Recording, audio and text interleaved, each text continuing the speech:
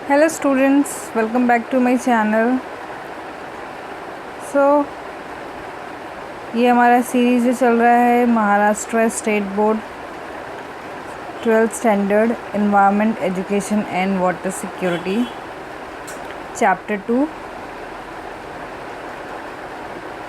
इसको हम डिस्कस कर रहे थे और हमारा जो लास्ट वीडियो है उसमें हमने डिस्कस किया था sources of air pollution, natural and anthropogenic sources, effect of air pollution. इससे पहले मैंने 3 वीडियोस अपलोड किए अपने चैनल पे। अगर आपने वो नहीं देखा है तो आप ज़रूर जाके देखिएगा। वीडियो के लिंक मैं डिस्क्रिप्शन में दे दूँगी।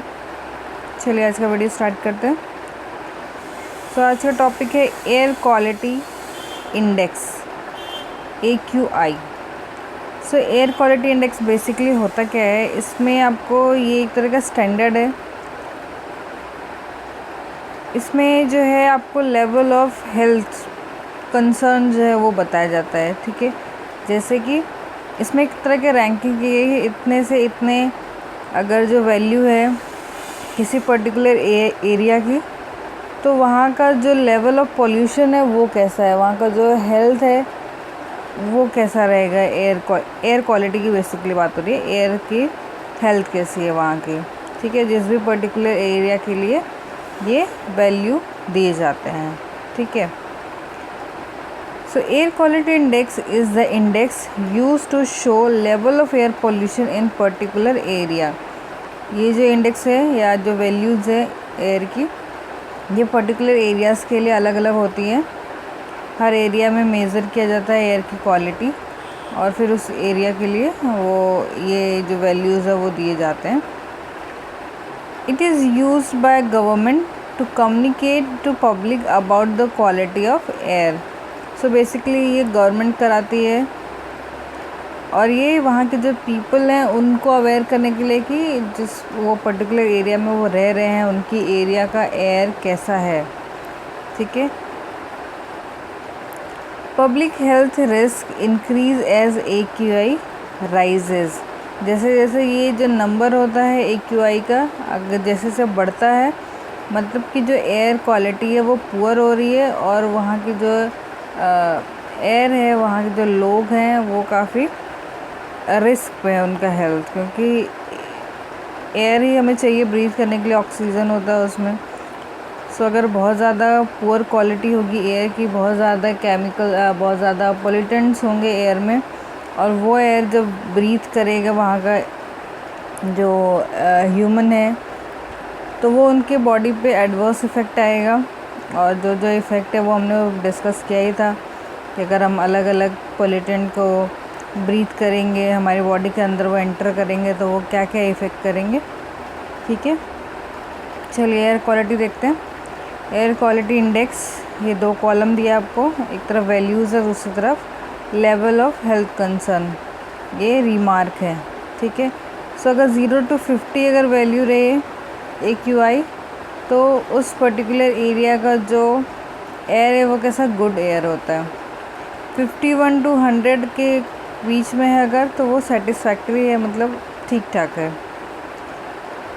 अगर 101 to 200 हुआ तो वो मॉडरेटली पॉल्यूटेड, मतलब कि थोड़ा वो पॉल्यूटेड हो रहा है। नेक्स्ट है 201 से 300। अगर इतने की लेवल में AQI वैल्यू है किसी एरिया की, तो उस एरिया की एयर कैसी है, पुअर है, अच्छी नहीं है ब्रीथिंग के लिए। नेक्स्ट है 301 to 400 के बीच में अगर है तो बहुत ज़्यादा ख़राब है, वेरी पुअर है। और अगर 401 से लेके 500 तक है तो वो सीवर है, मतलब बहुत ही ज़्यादा डेंजरस है वो एयर वहाँ के लोगों के लिए। बहुत ही ज़्यादा पुअर क्वालिटी है वहाँ की एयर की, और वो जो है बहुत ज़्यादा एडवर्स इफ़ेक्ट जो है वो डालेगा वहाँ के जो भी रहने वाले लोग हैं उनके ऊपर। ओके, सो नेक्स्ट हमारा टॉपिक है control measures of air pollution. हम एयर पॉल्यूशन को कैसे कंट्रोल कर सकते हैं। Following measures have been suggested to control air pollution. So बहुत सारे आपको यहाँ पे दिए हुए हैं। कैसे कैसे हम एयर पोल्यूशन को रोक सकते हैं। पहला है avoid burning of firewood, charcoal and garbage. जो हम कहीं भी कूड़े कचरे को जला दिया जाता है, लकड़ियाँ जला दी जाती हैं, तो इस चीज़ों को अवॉइड करना है, रोकना है। Use renewable energy resource. Renewable क्या होता है? वो एनर्जी जो बार बार जनरेट हो सकती हैं, ठीक है। मतलब बेसिकली हमें नॉन रीन्यूएबल यानी कि जो फॉसिल फ्यूल्स होते हैं, जैसे पेट्रोल है, डीजल है, कोल है, तो इन सबको यूज़ ना करके हमें क्या यूज़ करना चाहिए? रीन्यूएबल, यानी कि हमें जो सोर्स है, जैसे कि आपका सनलाइट है, ठीक है, सो ऐसे रिसोर्सेस को यूज़ करना चाहिए ज़्यादा से ज़्यादा।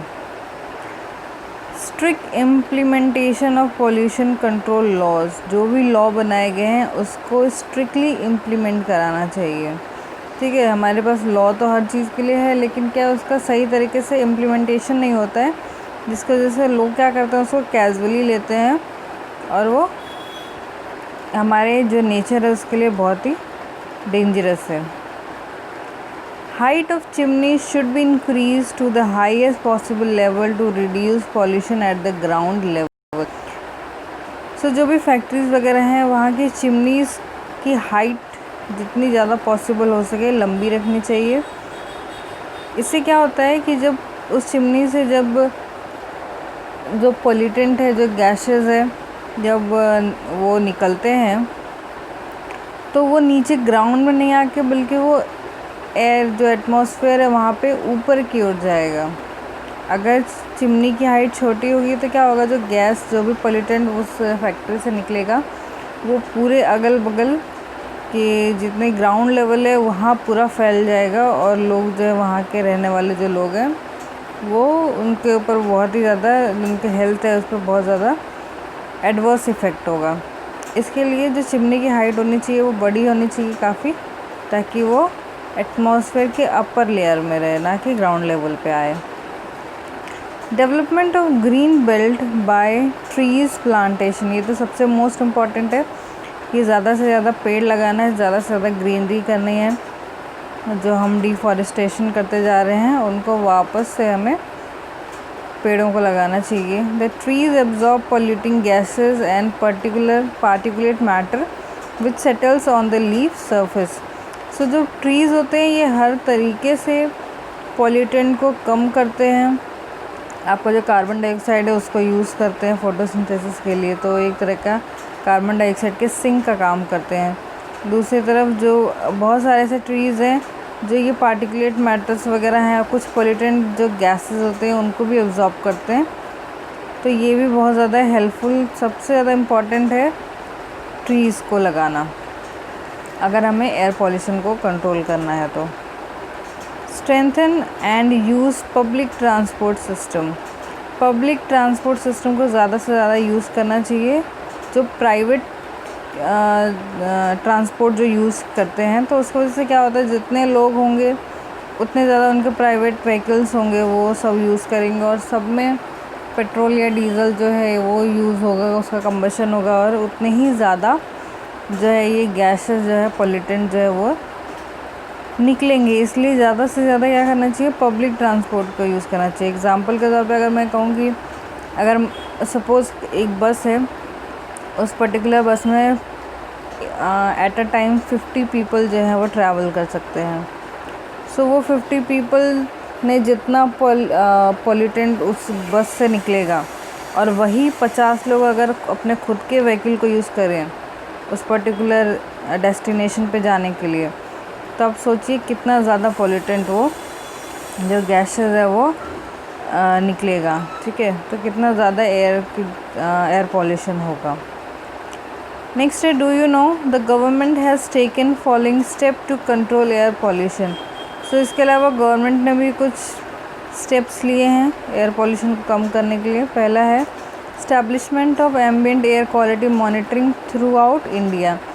जो गवर्नमेंट है ये पूरी इंडिया में जो एयर क्वालिटी है उसकी मॉनिटरिंग कराती है टाइम पे, ताकि पता चले कि कहाँ पे एयर क्वालिटी अच्छी है और कहाँ पे बहुत ज़्यादा ख़राब हो चुकी है। सो ये मॉनिटरिंग हमेशा होती रहती है एयर क्वालिटी की।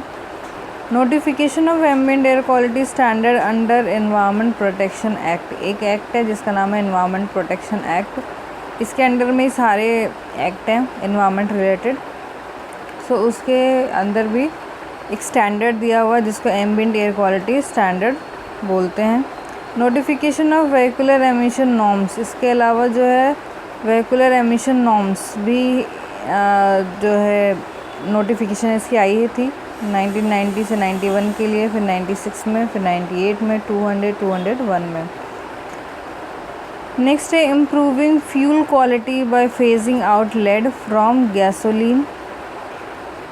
सो जो फ्यूल क्वालिटी है, जो हम फ्यूल यूज़ करते हैं व्हीकल्स में, पेट्रोल है, डीजल है, तो पहले क्या होता था उसमें लेड को यूज़ करते थे, मतलब उस ब्लेंड किया जाता था गैसोलीन या जो अपना पेट्रोल है या डीजल, उसमें लेड को मिक्स किया जाता था क्योंकि ये नॉकिंग साउंड नहीं देता है। और लेड नॉकिंग साउंड से बचाने के लिए, प्लस जो गाड़ी की इंजन होते हैं उसको प्रोटेक्ट करने के लिए लेड यूज़ करते थे। लेकिन क्या होता था जब वो पेट्रोल जिसमें लेड है, जब वो कंबशन होके जब वो गैस निकलता था तो उस गैस में लेड भी निकलता था, और वो लेड जो था बहुत ज़्यादा हार्मफुल था ह्यूमंस के लिए और एनवायरनमेंट के लिए, प्लांट्स के लिए।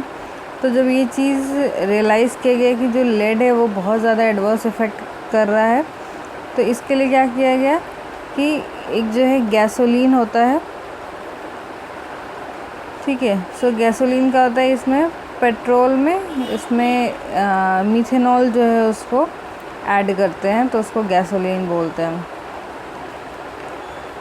सो तो इसको जो है ब्लेंड किया जाता है मीथेन से, अब लेड की जगह पे।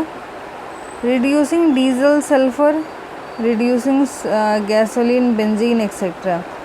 इसके अलावा डीजल में सल्फ़र और जो बेंजीन वगैरह ये सारी चीज़ें जो है ये अब निकाल दी जाती हैं पेट्रोल से, डीजल से, जिसकी वजह से कम एयर पॉल्यूशन होता है, कम हार्मफुल पॉल्यूटेंट जो है वो निकलते हैं। Blending of ethanol with petrol and diesel, इसके अलावा पेट्रोल और डीजल की ब्लेंडिंग भी की जाती है इथेनॉल और मीथेनॉल से,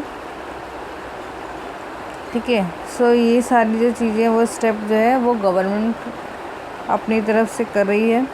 introduction of alternate fuel vehicles, इसके अलावा कुछ अल्टरनेट चीज़ें भी निकाली गई हैं, जैसे कि आपने सुना है कि इलेक्ट्रॉनिक जो है व्हीकल्स आ रही हैं, या ई रिक्शा एग्ज़ाम्पल उसका, उसमें आपको बैटरी को चार्ज करके वो बैटरी के थ्रू चलती है, ना कि पेट्रोल और डीजल से, तो वो पोल्यूशन कम करेगी।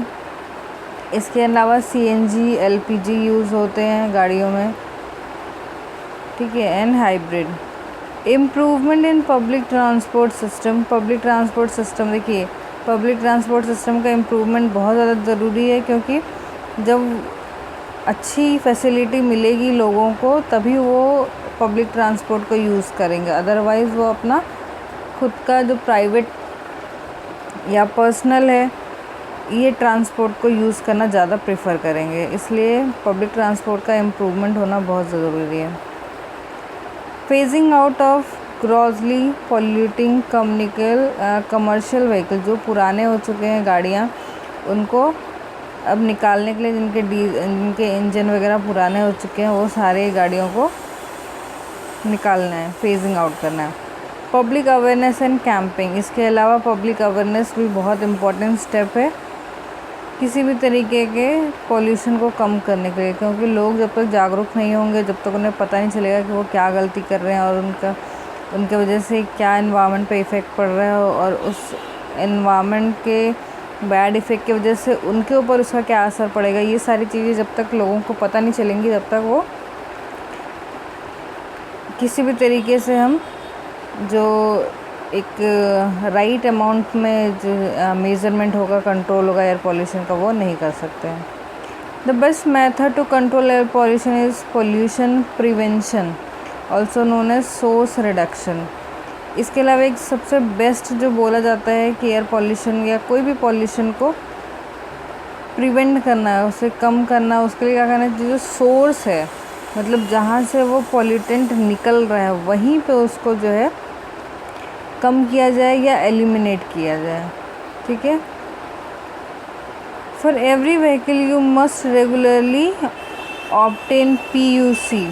ये आपने जिनके पास व्हीकल होंगे, जो गाड़ियाँ यूज़ करते होंगे स्टूडेंट, या सुना होगा आपने, PUC बोलते हैं उसको, कि आपने PUC कराया है क्या गाड़ियों का, ऐसा लोग पूछते हैं। तो उसका मतलब होता है कि पॉल्यूशन अंडर कंट्रोल। आपको गाड़ी को अपने चेक कराना पड़ता है, उसके लिए आपको एक सर्टिफिकेट मिलता है कि हाँ इसकी PUC हुई है। मतलब उस गाड़ी का जो है अच्छे से चेक करते हैं कि ये पॉल्यूशन ज़्यादा तो नहीं कर रहा है। इंजन वगैरह उसमें चेक की जाती है कि बहुत ज़्यादा पुराना इंजन तो नहीं है, बहुत ज़्यादा धुआं तो नहीं निकलता है, तो उसको PUC बोलते हैं। ठीक है। सो ये था आज का वीडियो। नेक्स्ट वीडियो में हम बात करेंगे dos and don'ts. I hope आपको ये वीडियो अच्छा लगे, and please like my videos, share with your friends and subscribe the channel. If you have any suggestion or question, please write in the comment section below. Thank you very much for watching the video.